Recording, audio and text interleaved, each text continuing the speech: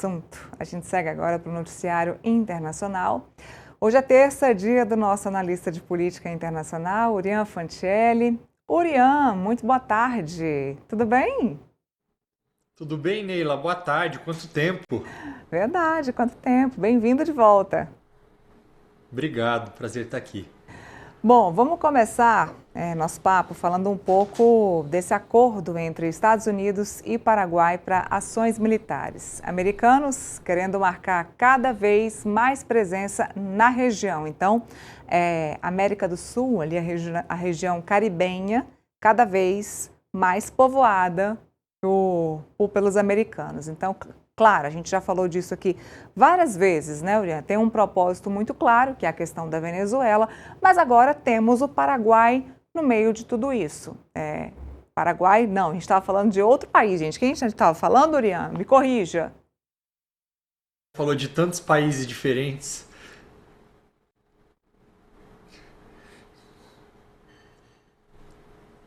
Produção, Urian, tá me ouvindo?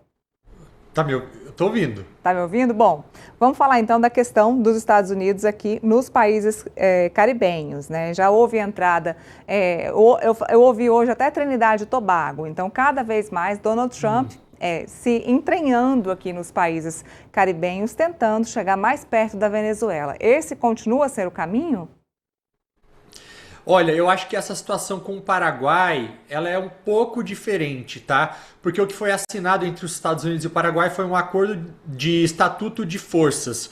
E o que é isso? É um acordo que define as regras do jogo quando os soldados de um país, no caso dos Estados Unidos, estão no território do outro. Ele não fala de guerra, nem de aliança militar, fala do básico. Então, por exemplo, quem responde à justiça se algo acontecer? Quais leis valem? Como funciona imposto, alfândega, entrada e saída de militares, equipamentos, pessoal civil. Então é um acordo mais técnico, jurídico, mas também é indispensável, né? Sem isso, qualquer presença militar estrangeira vira um problema político sempre permanente, porque ninguém sabe exatamente quem manda quando surge um conflito. E aí, os Estados Unidos, eles têm esse tipo de acordo, ou acordos parecidos com esse pelo mundo inteiro, mas o formato ele vai mudando conforme a região. Na Europa, por exemplo, esse tipo de acordo a base dele é a OTAN, por exemplo, né, que padroniza as regras entre os países aliados. Nos países do Indo-Pacífico, como Japão, Coreia do Sul, Filipinas, os acordos eles são bilaterais e muito debatidos internamente, principalmente por causa da jurisdição criminal. Já na América Latina, até o momento, o padrão ele costumava ser de acordos mais limitados, ali focados em treinamentos, exercícios conjuntos, cooperação, acesso temporário.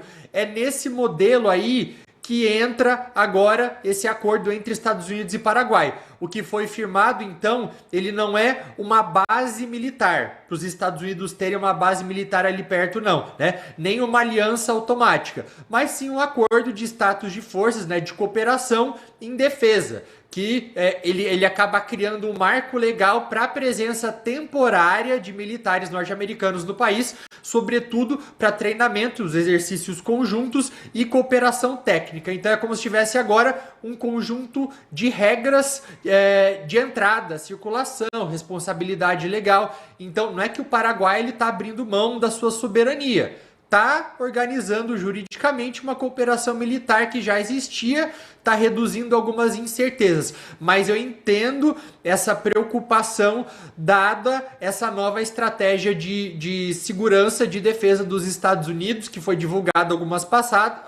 alguns dias atrás, que diz claramente que a nova prioridade militar dos Estados Unidos no mundo passa a ser a nossa região.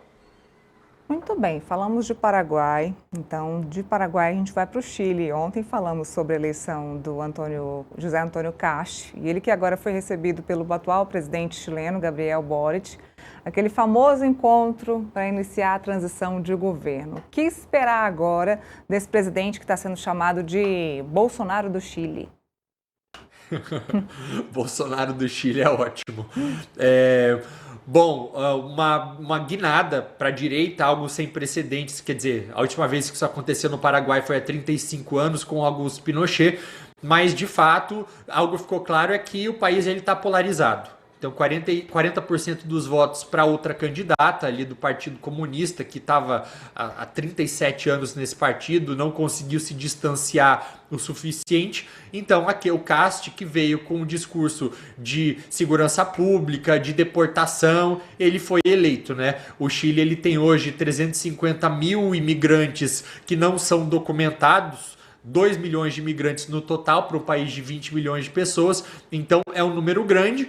Ele vai tentar arrumar isso, mas a prática vai ser um pouco difícil. No ano passado, o Chile emitiu ali 12 pedidos de deportações para as pessoas, pouquíssimos foram cumpridos, existe toda uma dificuldade logística para se fazer isso.